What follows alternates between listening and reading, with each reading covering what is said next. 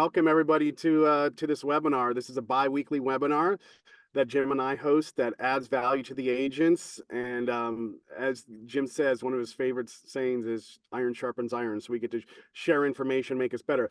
Topic of this webinar is very exciting. Is 2 free title tools that can help us agents, close deals quicker and save money in time, right? And time is money. Hey, I'm Ryan Poole. I am a real estate agent like you all. I'm out there in the trenches with you. Been doing this over 20 years, active myself. So love hearing all this great information that Jim shares. I'm also the founder of RealTrade, which is an online marketplace and social media platform for real estate. And it's free for agents. So I tell everybody, check that out. If you're not on there yet, you can get free leads from your listing. And now we just released some great, awesome tools for agents as an AI assistant. We have a mortgage calculator and other tools that agents can use to help deal. And the best part is it's free for agents. So, and you can connect with awesome service providers like Jim. But I'm going to hand it over here to Jim, so he can do an intro for himself and tell a little bit about all the awesome things. You talk about the quintessential entrepreneur, it's Jim. So Jim, go ahead, take it away. Thanks, Ryan. All right. The main thing I want you guys to know is the stuff we're going to talk about here, you won't find other places. If you find our material some other place, let me know and we won't do it anymore, because the stuff I want to bring to you is all unique perspective stuff based on real deals, 40 years of doing these deals, and the things I don't hear other people talking about. There's no bad question. Ask me anything you need to ask, text it, put it in the chat. We can talk about it afterwards. If we got a small group, we can talk about it during. I want to get you in and out in 30 to 40 minutes. If you turn on your camera and I can see your feedback, it's always better than speaking to an empty room. We'll have a question and answer session at the end. And you can always text me 24/7. If you go to newpathtitle.com, you can get all my contact information. And without further ado, I want to jump in. I want to turn it over to Danny, who's going to give you a brief overview of the presentation of the topic for today, which is Title Advance and Title Leap. Danny's going to show you how it works, and I'm going to show you some applications of how it saved realtors tons of time. I'm going to start by saying something really controversial. We are not necessarily the title company for every realtor on the planet, and here's why. The stuff I'm going to show you guys, I talk to agents and they tell me, oh, we don't need to know that stuff. The title agent does it. Yes and no. The title agent does do it, but if you understand it ahead of time, you're going to save time and be a better agent. You're going to be a more efficient agent and you're going to make more money because you're not going to be kicking tires that are never going to spin. So having said that, Danny, take it away. Hey, Jim, and my name is Danny Raghunandan, and I'm the Chief Product Officer of Title Leap, and excited to show you some of these tools today. So can everyone see my screen? See. Yep. Excellent. So let's jump right into it and first talk about Title Advance. So Title Advances are a fast, no-cost report on mortgages, liens, encumbrances, open permits, code violations, taxes, all those things that are affecting or can affect the sale of the property. So we try to provide these to you really early on in the process. And it helps you win listings by making you look like the most prepared agent at those listing appointments. And then ultimately allows you to close faster because you'll know if that title is clear, or if the report reveals issues, it allows you to jump on those things a lot earlier in the process rather than waiting 2 days before closing or a week before closing and really risk missing a closing date. So this is what a title advance report looks like. If you haven't ordered one before, it's a really simple 2-page report. We're going to break it down here. So the very top section is all the listing information. This is where you're going to see the property address, current owners, and who the report was prepared by on our staff.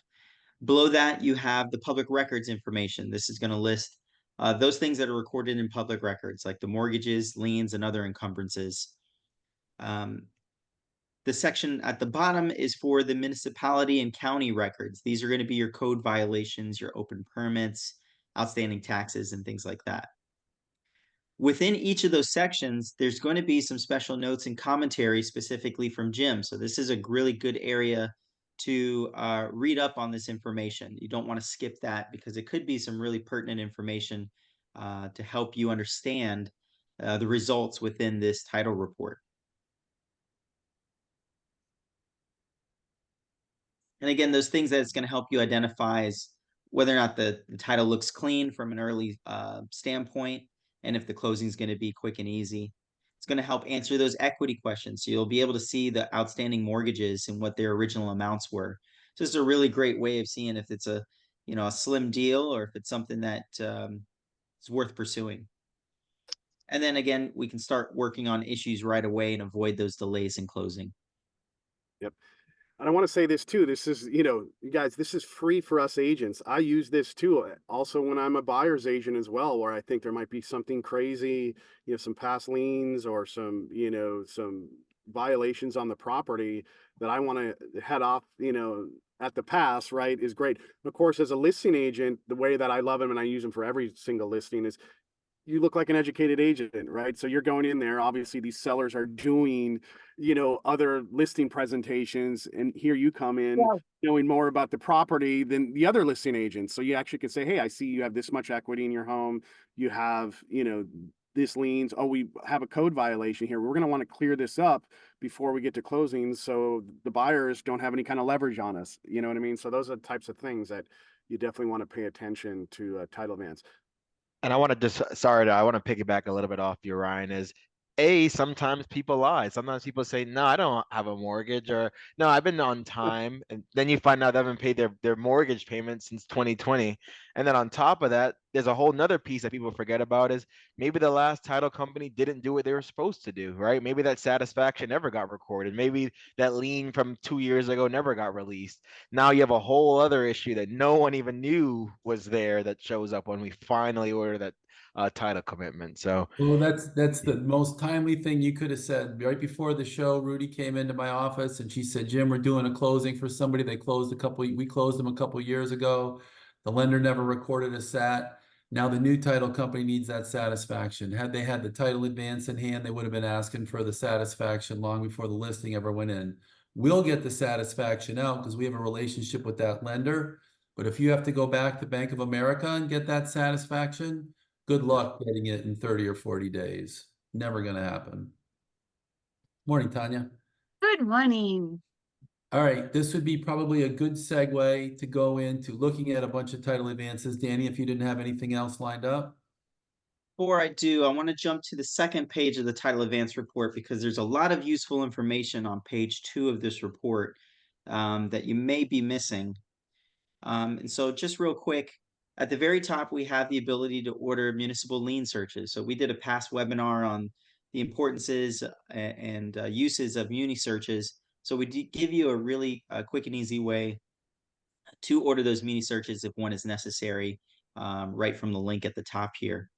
We also have a link to submit your contract electronically. So you do have the ability to submit your contract right from your phone.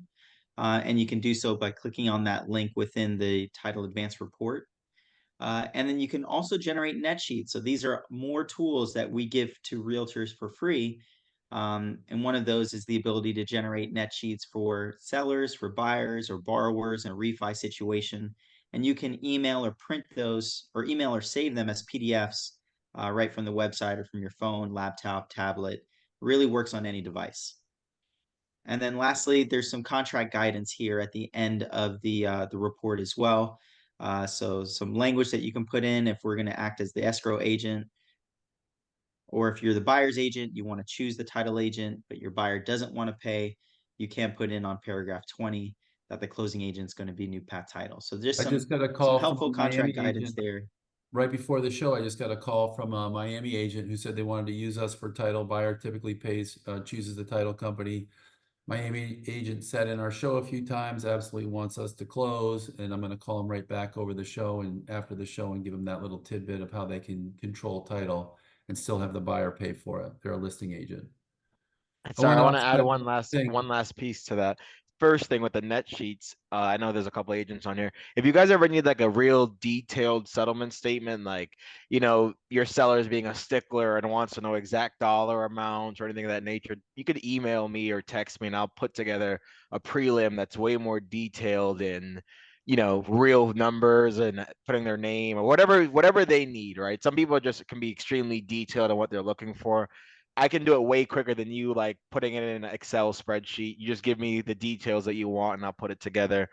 And the second piece that Jim just said that's a great tool also is when you have clients that are looking to, like, I had someone that came in the other day where they're looking to sell in Broward but then buy in Palm Beach. I kind of told the agent, hey, you should let your client know that using us for both deals saves them a whole lot of energy and time between escrows being transferred and all those things that sell them to us, right? Sometimes people, the $2,000 is worth it, or whatever the title policy is worth whatever headache you might go through using someone else and piggybacking off of us, etc. So I think you're saying sometimes it benefits parties to shift title to their side, even if it costs a little bit more, because if you have simultaneous closings, you're going to get that additional level of coordination. Exactly. Yeah. I mean, when we're working both sides of a deal, it has a lot higher degree of happening on time than if we're communicating with the title shop to get one deal closed so we can close our deal, for sure. Right. And it's all managed in Title Lead. It's all managed in Exactly. And Title. as an agent, and now you have everything in Title Lead, you know exactly where you Yes. are on Because it can versus get confusing, especially when you got multiple transactions that you're trying to close, with each other, in parallel. It gets kind of crazy. right. Getting back to the last paragraph in the title advance too, you guys can order, if you get a junked up title advance back, you can order municipal lien searches and title commitments. Celebrity Cruise. And we will pay you back at closing for that. So if you guys order a title insurance commitment from Order Title Products on the New Path Title site, we will credit you back for that commitment at the closing. If your seller orders the commitment, they'll get credit back at the closing. If they order a municipal lien search report, we'll go over a bunch of title advances where that can be beneficial. They can get that money back at closing. I also wanted to say at the end of this, we will go into a little update on Sitzer Burnett, which I think you guys are going to find interesting. So without further ado, there we go. That's how you order your title products. Without further ado, let's see, can we give me screen sharing? Screen number 2. Beautiful. You guys see my screen, title advance? All right, so I'm going to show you a bunch of title advances. Would you guys rather make an offer on this property? Or would you rather make an offer on this property? If you said the second property, we got to talk. If you're making an offer, you want to make sure you're making an offer on this property. I look at about 10 of these things a day, sometimes more, and you're going to have no problems making an offer on this property. If you make an offer on this property and your client has to start school, your client's kids have to start school, the husband and wife have jobs they have to go to, and you're making an offer on this property, I can tell you right now, these things are going to be issues that if they haven't been contemplated long ahead of closing, like you would get to do it in a title advance, you're going to have a problem at the closing table. But not all title advances look like that, right? A lot of the title advances I see do look like this. But if I'm looking at 10 title advances a day, I'll tell you straight up, 3 or 4 of them, 3 of them have things on there that realtors don't know how to manage. I want to give you guys the tools to understand how to manage them. More importantly, how to get those deals closed in a timely manner. So what do we have here? We have a title advance, and you're seeing that their property is held in a life estate. What does that mean? That means that you're going to know that the person that it has the life interest, there's a deed that says when the person dies, the property goes to the survivor. You're only going to deal with, for the purpose of the listing, the person who's named in title. But depending on how the life estate deed is drafted, you may have to get the other person to sign the closing documents. You don't have to remember all this stuff. You don't have to remember all the rules. All you have to know is Life estates come in two flavors. One, the person who's alive can sell the property on their own. Two, if the life estate deed gives an interest to the remainder person, then you have to get the remainder person to sign all the closing documents. So if you see a life estate deed, there's an issue for you to spot. Get the property listed as soon as possible. Text me and we'll talk about what the next step is. Here's a nice one. Single mortgage from 2023, no outstanding taxes or code violations. Oh, here's a nice one. Nothing. Breeze through closing. You hope you're the buyer's agent in that thing and the listing agent. Here's another one. Claim of lien, instrument recorded. This is a lien against the okay. You get a title advance like this. What does it mean? It means that there's going to be an additional lift for the closing agent and the realtor for the seller to do. There's a lien. The lien is against the entire association, but you're going to have to get a partial release against this unit. You don't have to remember the rules. If you look at this thing and you read it closely enough, you're going to see there is a lien against the condo association, but it lists all the units. So you need to get a partial release for this unit. And then I want to stop really quickly and say something is I tell people the association plays a huge role, right? Because we had this happen recently where the association had a claim a lien against the entire association and they were just extremely discombobulated and we ended up having to hold money back in escrow because the association never got us the documents we needed to satisfy the lender.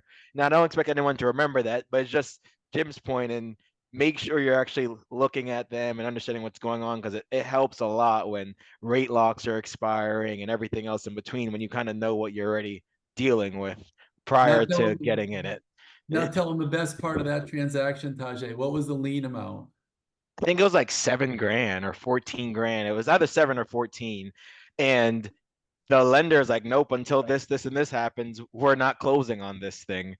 And the association, I mean, we reached out to every single person we could and never got what we needed for that claim of lien. I was thinking of another one we did recently where the claim was like $762 and it held up the closing. For the same issue on $700, it delayed the closing. I think in this one, that was the seller's like obligation that we ended up having to escrow based on the amount of the entire lien. $700, right? It was a $14,000 lien for the entire association, right? And $700 against this one unit. So you guys, the point is the littlest things can delay closings. Again, I see a ton of clean title advances, but the littlest things can delay closings. Here's another perfect one. This is we give you the date of the recorded mortgage. So here's 2014. There was a $250,000 mortgage recorded. This is a $500,000 sale. Obviously, in 2 seconds, you know there's equity. Now, change the facts a little bit. They're selling the property for $250,000, and you see there's a $247,000 lien, and it's back from 2014. Equity is not going to be tight, but we see some of these deals where they just closed a mortgage and the mortgage amount is close to the sale price. So these dates are very, very important that you stay cognizant of when you're having that equity conversation in your head. Somebody's pulling in that's going to want to see me soon. Here's another one. All right, so I looked at about 100 title advances today, and I will tell you that 25% of the title advances today had trust issues. And I don't mean trust like you trust your seller. I mean trust like the property is held in trust. I personally did not think there were that many trust held properties that we've dealt with, but there absolutely are. So when you go to get your listing and the property's held in trust, get the signature of the person in front of you to your listing agreement. But then you also have to go back and scrutinize, do I have sufficient authorization to get this contract done? So the only important people in a trust are the trustee and the beneficiary. I don't want you to remember these rules. Again, you see the properties held in trust, you go get your listing agreement signed, and then you tell them at the appointment, if you look here, we give you the tips on how to manage these things. The property appears to be held in trust. Please confirm this is the case with your seller and let the seller know certain documents from the trust or the estate proceeding will be needed to sell the property. They're always going to give you pushback. Most of the time, they're going to give you pushback on trust documents. Sometimes we can get away with just a few pertinent pages. Signature lines for the listing agreement and contract must be just right. Certain contract language may be needed, and frequently sellers believe an estate proceeding is not necessary when it is.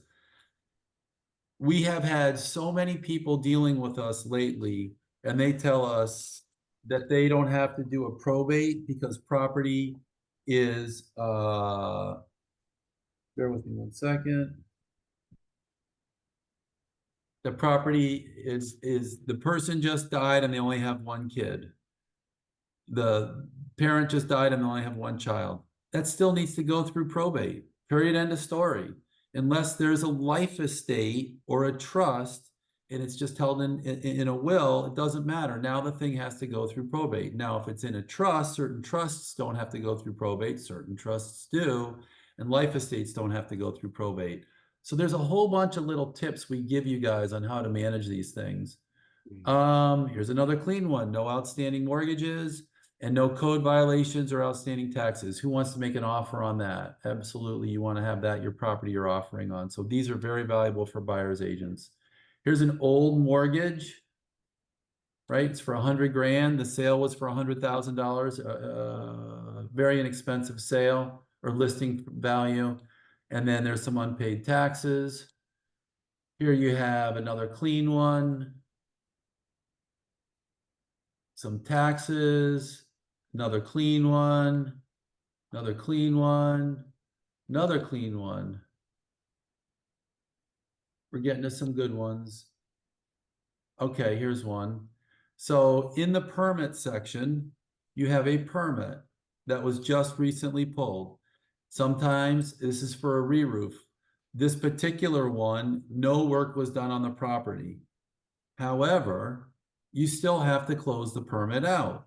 So if there's no work done on the property, you got to call an inspector, you got to have the re-inspection done. They close it out without doing any work. You also need to know who pulled the permit. Was it your seller or was it a prior owner? Because sometimes you don't even need to do a re-inspection, but 90% of the time you're going to need to do a re-inspection.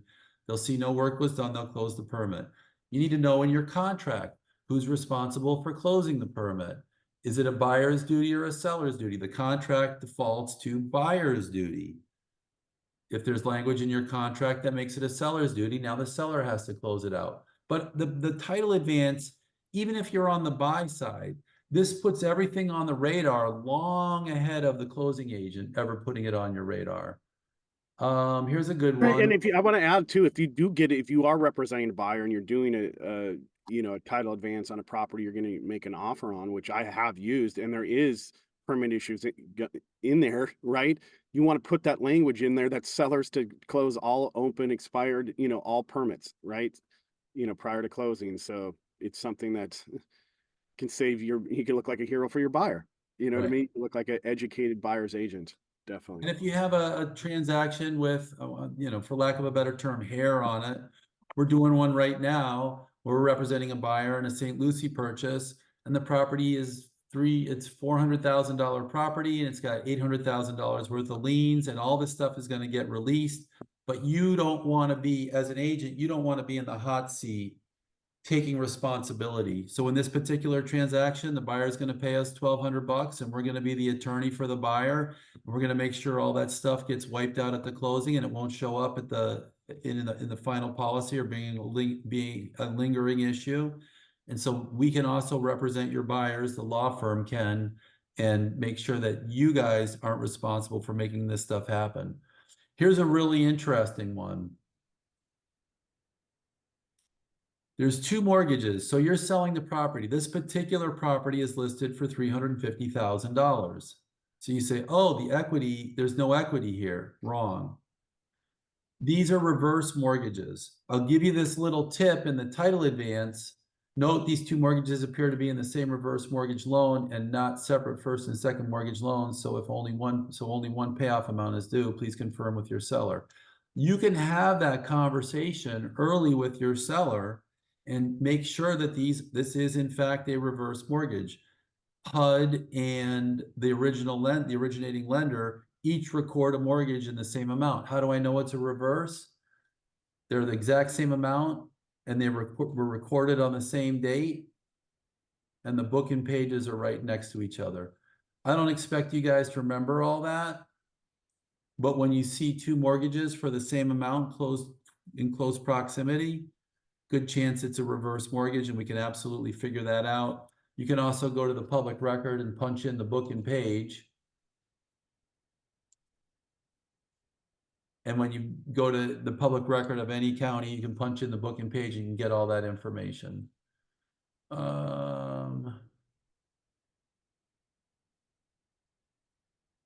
All right, here's a good one.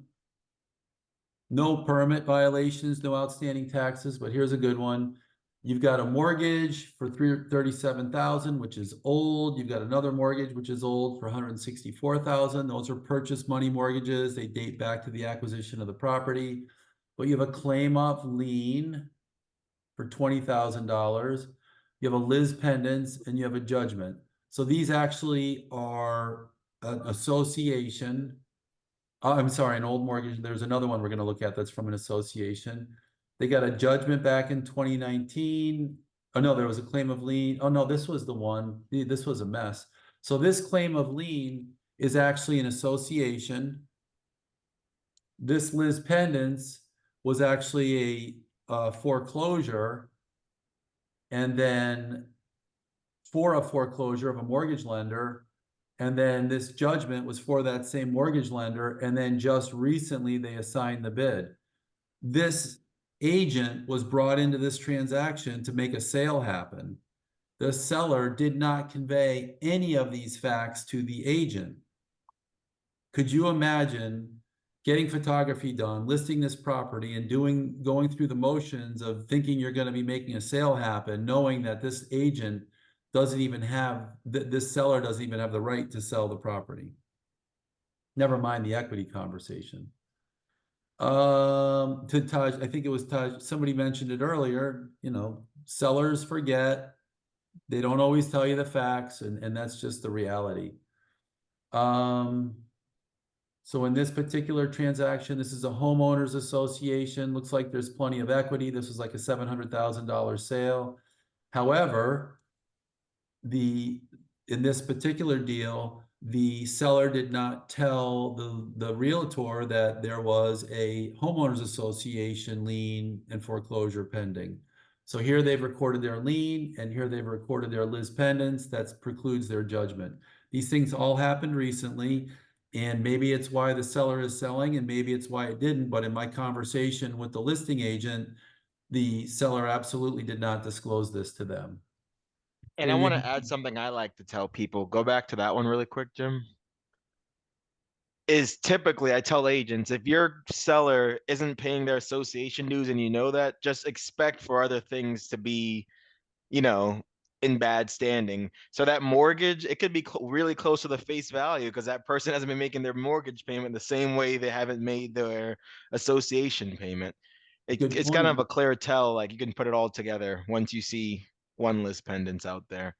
So here's a 2021 mortgage for $305,000, and you'd like to think that's being paid down.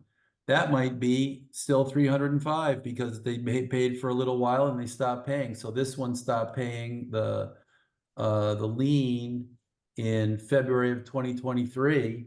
Maybe they stopped paying their mortgage at the same time. So this $305,000 value that you thought was paid down for a couple years, maybe it isn't. And the mortgage that was recorded in 2023 for 46 grand, maybe that's even more than it is because they haven't made any payments. Now, it's not all that old, so they only would have missed a half a dozen or so payments. But when you have something like this, you have to go back and second guess all the other liens. I mean, typically, probably that 46 grand is probably like a HUD forbearance or HUD second mortgage is what I would guess. Interesting. And that's a big thing is escrow payments, not making your escrow payments. It adds. You went. Sorry. That's okay. Not making your payments can add up really quickly where that 46 grand can only be, a couple months of not paying your mortgage payment. But when the lender starts force placing insurance, and I saw one the other day, the lender force placed a $40,000 insurance policy on a $700,000 house. Mm. A $40,000 insurance policy. And there's another important point that he brings up, right? So sometimes when you see a first mortgage and a small second, sometimes it's a HUD forbearance. So if there's a forbearance during COVID, and we're going to start seeing this more and more, the lender says, stop making your mortgage payments. We're going to send you a package of documents to, you've stopped making your mortgage payments. The lender's going to send you a package of documents. You're going to sign the documents. You're so happy because you're going to stay in your house. One of those documents could be a second mortgage. So if your lender, if your primary lender finances your forbearance, then you won't have a second mortgage. But if your primary lender sells the financing or gives the financing or works out financing with HUD, then HUD is going to put in some money and HUD will have a second mortgage. So to Tajay's point, we did one recently where we had a first mortgage. This thing was for sale, it was in probate, it was for sale. I think the transaction was probably 8 or 9 months long. It was just drug out as drug out could be. Long story short, we get all the payoffs and there's a huge point of confusion on the second mortgage. All this stuff could have been foregone in a title advance. We didn't have this product back when that transaction started. Here's another clean one. Yahoo, just to not freak you guys out that they're all dirty. Here's another clean one. Here's another clean one. We get them. Here's another clean one. All right. Here is a transaction that if you got something like this, you would absolutely want to look further into it. So here's a mortgage from 2007. Here's another mortgage from 2007. Those were the acquisition of the property. No sooner did they acquire the property, they stopped making their payments from 2007. Here's a judgment for that mortgage recorded in 2010. That seller is still in the property. They've never sent the property to foreclosure. Do you think that seller after 14 years rightfully believes the property is theirs? Absolutely. But the reality is that thing is unsellable. I didn't put the judgment amount in here, but it was a listing for, it was low sixes, and the judgment amount, when you look at it, the judgment amount was going to be well over $700,000. So now you've got a listing agent burning their calories, taking the listing, doing the photography, doing the dog and pony show, and it's not, and if this seller is asking a crazy, I don't know what the relative price was, you guys know this thing's going to get shown 400 times before a contract, it goes under contract. And now it goes to the title company 90 days later, 120 days later, and the title company, first thing the title company tells you is this can't be sold. So this agent is thanking their lucky stars that this thing's been taken care of for them ahead of time. And you made a good point about old mortgages. It's so weird to say this, and it sounds weird rolling off my tongue, but there are people out there that haven't paid their mortgage in 14, 15 years. There's still a mortgage out there.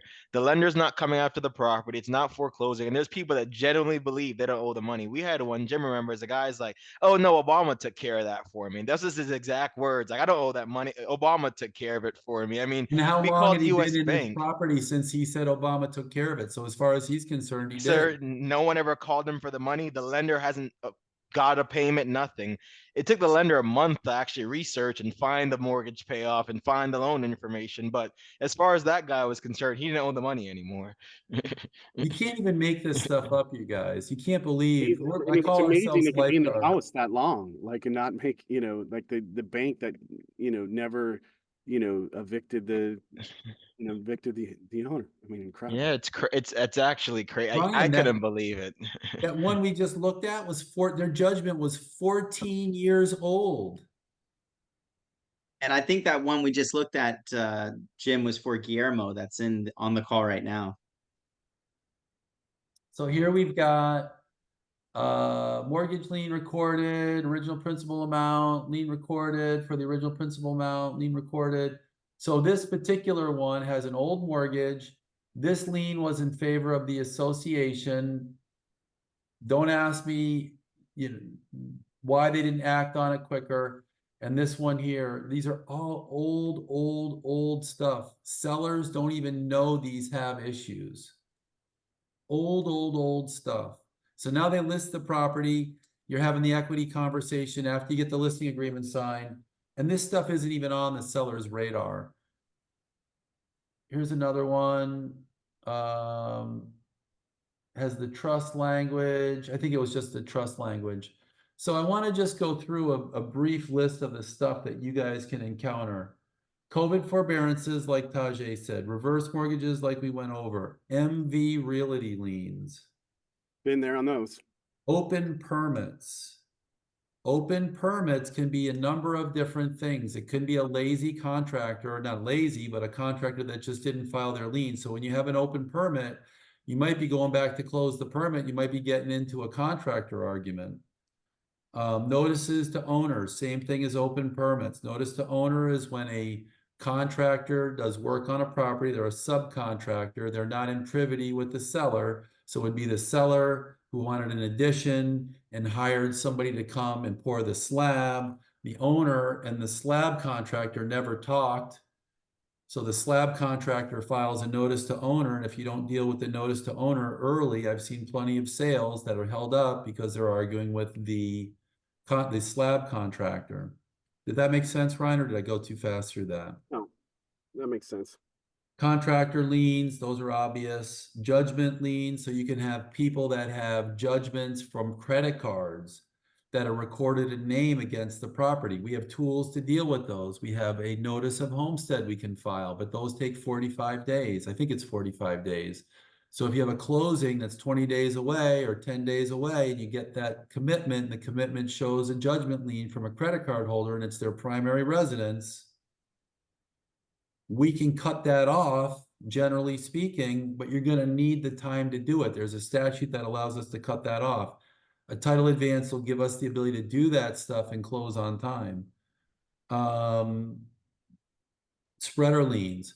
So a title advance will reveal spreader liens. So if you have properties that are spread, if you have code violations on one property that's spread to another, title advance can show us that stuff, and we can use certain underwriters that will allow us to close over it.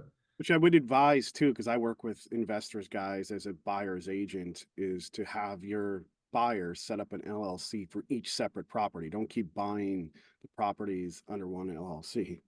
Separate them because the other liens get attached to the other properties. And if there is one that he can't take time to cure and he's trying to sell the other one, I've had that issue come up. So just giving everybody a heads up on that one. So we do name searches and we do legal description searches. And what Ryan's talking about are properties that are captured in the same lien net because they're showing up in the name search. Child support liens. I sent a title advance to a realtor a couple months ago. She didn't look at it. The property was going to closing. She called me the day before closing, panicking. They were using another title agent. And I said, this rings a bell. And I looked back in the title advances. This is something she could have dealt with months ago, and it didn't get dealt with. And now they were dealing with it at closing. And the worst part was the child support lien was settled, but it was never dissolved in the public record. And the Department of Children's and Families and all the people that had to be involved, it was going to take weeks for them to close this thing out. So that delayed the closing. PACE liens. The title advance is going to show a PACE lien. A PACE lien is a lien for property improvements that it doesn't have a reoccurring payment. So it gets rolled into your tax payment. And so many sellers are told when they took out the loan that it's assumable by the buyer, and they haven't been making payments on a monthly basis, so they forget about it. And the reality is no buyers want to inherit that stuff, and no buyer lenders will allow the buyer to inherit. That's like for solar panels, Jim. For solar panels is where you see Solar that. panels, roofing, Water windows. heaters, all those different things. You And walk no into lender will ever allow that thing to stay on. into an old home, typically with older clients, and you see a brand new roof or brand new windows in an otherwise older home that has all kinds of deferred maintenance, boom, you should think of PACE loans first thing. Reverse mortgages, we went over reverse mortgages. These are all the things that title advances will uncover. Oddball agreements. I saw a title advance the other day that revealed some kind of an agreement. There's a thing called a notice of interest in land. So there are some hack people. If Ryan and I are in a dispute and I feel like Ryan owes me money, I can record what's called a notice of interest in land against the property. Is it lawful? No. Does it help to get paid sometimes? Yes. Do I have the ability to go after me for recording that notice of interest in land? Yes, legally. But all that stuff takes time. And so if you're an agent and you see there's a recorded notice of interest in land against the property or some other oddball agreement, you just got to get that stuff dealt with as early as possible. And you just put it on the radar of your title company and they'll deal with it. But the least you know, and then you're ahead of the ball. And that last one was the notices of interest in land. So I'm going to if you guys have any questions, just text me, call me, or text me, or put your messages in the chat. We can sort that stuff out. Again, this is for the agent that doesn't want to work so hard. I want to add. This is Can I not for add the agent something? that's been around for a long time and doesn't want to do this stuff. This is for the agent that's the modern agent, that's an aggressive agent that doesn't want to work as hard as they would otherwise. Yeah. I put in too the link to Title Advance as well in the chat. So save that as a bookmark, guys. I mean, we're talking, as you can see here, that could save you thousands of dollars, tons of time, tons of effort. We all know time is money. So it saved me on deals, guys. So definitely it's worth saving that as a bookmark. Also, Especially too, when there's so much pressure in the market right now. At least you have realistic expectations for everyone when, getting into a deal.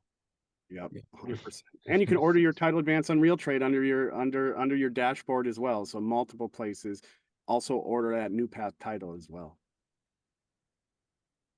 I wanted to Awesome. go turn it over to Danny. He could talk about Title Leap briefly, and then I have a little Sitzer Burnett Department of Justice reopening their case update. We'll go over at the end of the show. I'll keep that really short. We're at 37 minutes. Go ahead, Danny. Well, I'll keep this short as well. You guys can see my screen? Yep. See. Excellent. So Title Leap. So Title Leap's that other free tool that we give to realtors to really kind of finish out your toolkit and allow you to work easier and more efficient. So Title Leap's a web-based closing tool and portal. It makes your buyers and sellers love their realtors and realtors love their title agent. And in creating an account literally takes a few seconds and is totally free.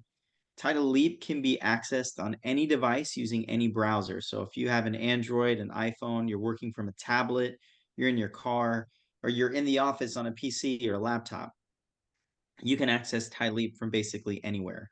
And it allows you to manage all of your transactions from one dashboard. So it is basically like having your own personal transaction coordinator, as Ryan always says, and it's totally free for realtors. So it's a no-brainer to use Title Leap and create an account if you haven't already done so. So here are some of the features that Title Leap offers. So we have real-time closing status. So the buyer, the seller, and you as the agent have visibility to the file's current status via a progress bar. So you can see that progress bar inching forward as you get closer and closer to the closing date. We have closing checklist in there right from the portal. So you can scroll down, you can see all of the major milestone events that are happening as they happen in real time, especially when you see that check mark for checks being cut to the agent. So that's always a fun one to see getting checked off.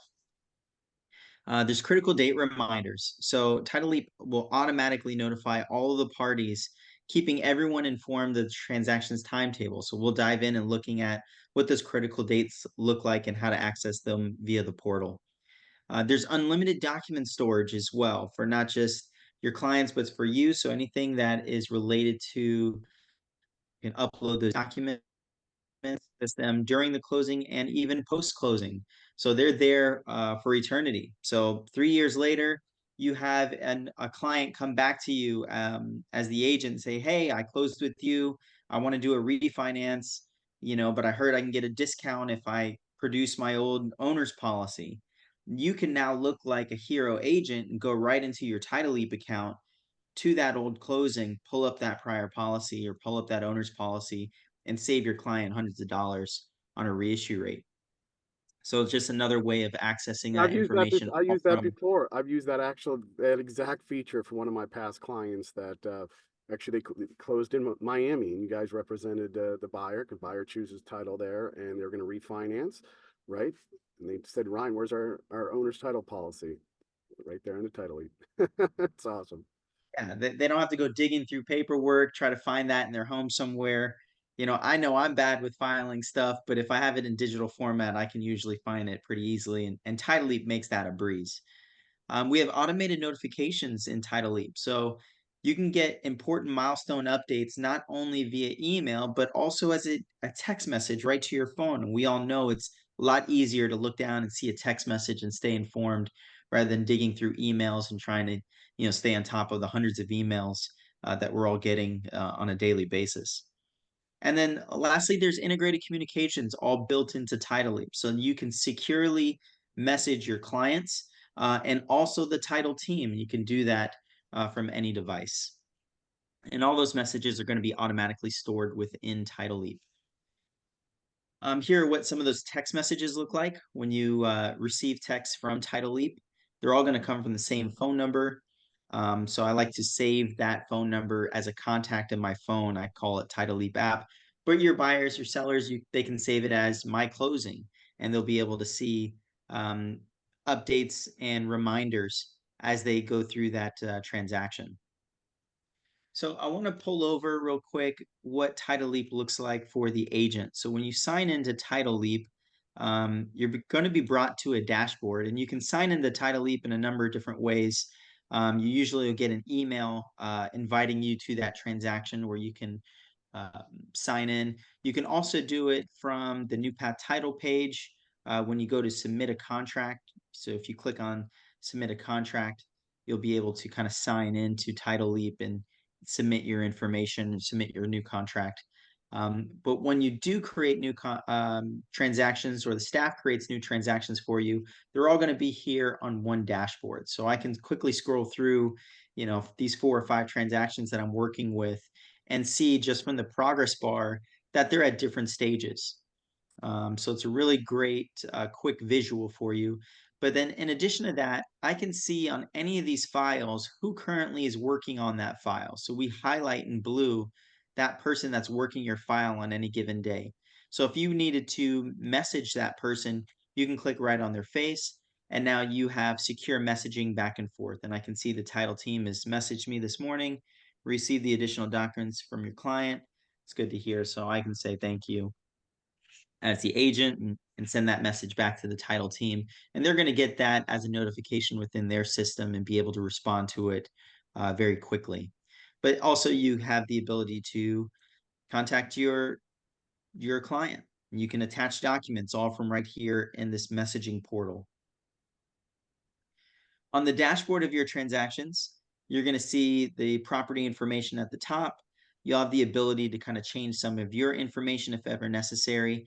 But more importantly, I want to bring your attention to these critical dates here.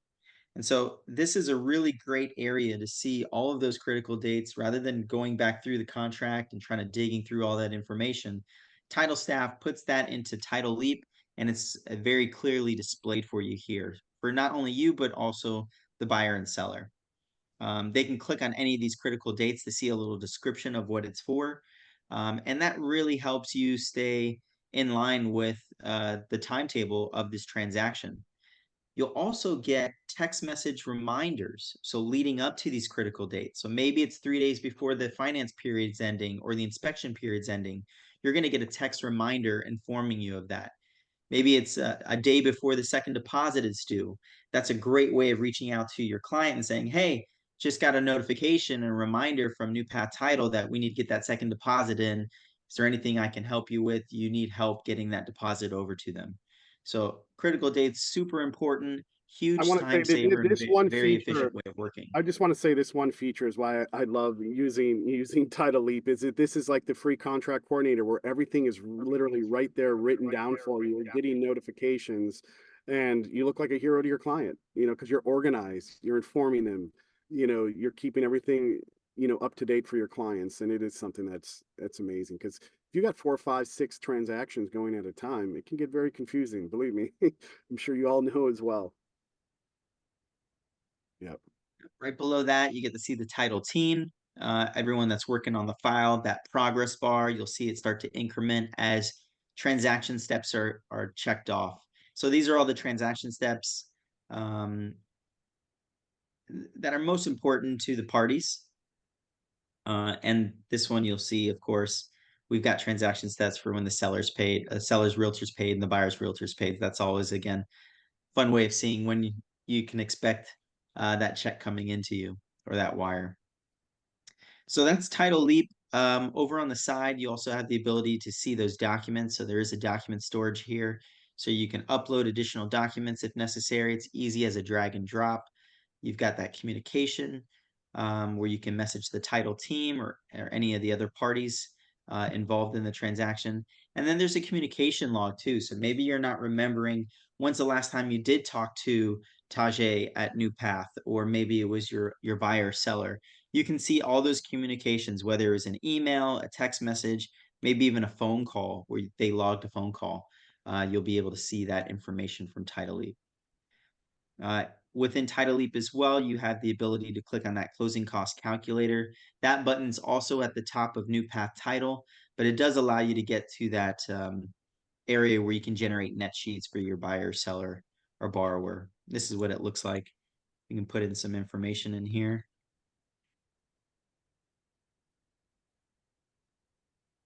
Let's say seller's paying, and they'll say, no, it's not Miami-Dade. I can put in the property address and that would display.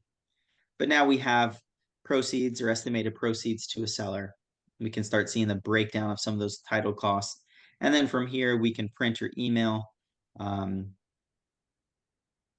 right from the application. You can do this right from your phone too. Super, super easy. But that is Title Leap. Any questions on functionality or what you guys see in there? No, that's great. I mean, having, I represent buyers too. Obviously, a lot of sellers pick title, and I've used a lot of different title companies. And I tell you, when I don't have Title Leap, I'm always going back to the contract, looking at all the drop dead dates, going through, this manual process, right? And it saves time, saves energy, saves brain cells, for you. Us agents who's using Title Leap love it. Awesome. All I right. will send it back over to you, Jim. I wanted to wrap up real quick. We're at 47 minutes. I want to talk very briefly about the Sitzer Burnett status of where we're at. So in 2018, the Department of Justice opened an inquiry into the practices of the National Association of Realtors. In 2020, there was a settlement.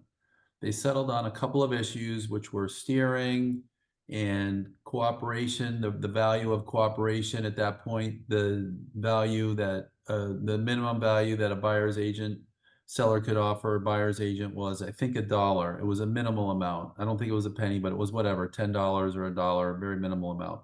At that point, the Department of Justice closed their case against NAR. So they had a settlement. It was just like any other court proceeding. There was an agreement reached and it was settled and everybody went on. So basically NAR and the Department of Justice said, we got all the things settled we wanted, and so we're happy to move on to another issue. They didn't discuss the cooperation. They didn't settle on the cooperation commission's issue as a whole, as far as the mechanics. So now fast forward to Sitzer Burnett settles, and the department and the National Association of Realtors tenders a settlement that's on the board right now for that $418 million. And the Department of Justice goes back to the courts and says, we appeal our decision to settle, and we want you to reopen our settlement. In that proposed Sitzer settlement, there's a stipulation in there that says that the National Association of Realtors will have to provide ongoing documentation in any further proceeding by any other jurisdiction. So there's a provision in the Sitzer settlement against NAR that says NAR has to continue providing documents and support information for any other investigations. Now the Department of Justice steps up, they get an appeal satisfied, and they reopen the case in their favor. There is speculation, and I've seen it myself firsthand, that the Department of Justice was motivated by the outpouring of social media content put up regarding realtors, regarding agents continuing to offer buyer's comp by making statements outside of the MLS that they can just pay seller concessions and not call it buyer's cooperation. Does that make sense, Ryan? Yeah, I know. There was so much social media saying this is a nothing that there's speculation that the Department of Justice said, we got to take a further look at this. And the big stipulations out of the proposed settlement that now looks like it's not going to be approved until possibly the end of the year. The big settlement issues were buyer's agreements, written buyer's agreements, a buyer's fee established in writing before you show them any properties, and no more buyer's agency cooperation commissions listed in the MLS called cooperation, buyer's agent cooperation. So those are the three biggies. And now, and now the Department of Justice is re-examining their role in this, potentially to further put restrictions on buyers' cooperation. I think personally it's going to be possibly to vacate NAR as an establishment. Wow. That's my personal opinion. I've heard enough discussion amongst people who know way more than me that feel that the Department of Justice didn't feel like it went far enough. Now, the Department of Justice is a civil jurisdiction. There are criminal jurisdictions, but right now the Department of Justice can only get injunctive relief or some type of halt activity relief or money relief. It's pure speculation, but there's even potential for the FBI to get involved. Here's the biggie. None of this has to do with individual agents. All that hype you're hearing is all against organizations. So as far as being an agent, what do? Same thing as you've always done. Little wrinkle, you might have to go out and get buyer's agency agreements. Even though the settlement might not be approved until the end of the year, the last I heard was that the National Association of Realtors is going to implement the rules that were proposed ahead of time. So in July, right now, it's scheduled that you'll have to get buyer's agency agreements, buyer's fees in writing if you're representing buyers and you're a buyer's agent, and no more MLS fees to cooperating agents on the, no more fees on the MLS for cooperating agents. So even though that agreement hasn't been ratified, the National Association of Realtors is going to behave as if it was. And it's speculated that the Department of Justice might be going heavy after the National Association of Realtors to maybe dismantle that organization, or maybe dismantle that as an organization. Those are my opinions just from what I've read and heard. But at the end of the day, none of this affects you guys dramatically as it affects the corporate entities and the regulating bodies. Yeah. No, it doesn't affect us agents. And I also want to echo too of what you said. And this is, I'm reading it every single day, guys. Obviously, we got 2,300 agents on Real Trade. I'm in communication with agents all the time. Is the DOJ actually, from what I have heard and understand, that they don't want to make it mandatory for the MLS members to join NAR when they join the MLS, right? So that could be the way that they dismantle it, is like, hey, you don't have to be a NAR member to join the MLS, because obviously most MLSs are affiliated with NAR, and obviously their big revenue source, if agents decide not to join NAR, right, it doesn't become mandatory, obviously would be a big one. You know what I mean? Yeah. So Big headlines, lots of hype. Have you been watching the chat? Looks like there's 3 questions in there. I just put in there too where they can order title Gotcha. advance, title leap in real trades. Save those on your browser so you can go to them really easy. This has been great, guys. It's been a great one. Thank you so much, Jim and Danny, for sharing this amazing value add for agents. Can't stress this enough. These are free tools and they save you time and money. So take advantage of them. Got the links to order them directly and to check out Title Leap as well. This has been a good show, a good webinar. All right, you guys, I want you to go out and kill it. Any questions you have, go to New Path Title and send me a text. We'll get it figured out. And Guillermo, Bill, we'll have a conversation right after this show about that title. While Danny was giving his discussion on Title Leap, I looked up some more stuff in the public record. I was getting your transaction confused with another, but there's some very similar in facts, but there's some significant stuff we got to go over in your transaction. All right. Have a great show, you guys. Good luck Thank you out there, very much. guys. You bet. Thank you. Happy selling. Go out there and kill it. Thank you very much.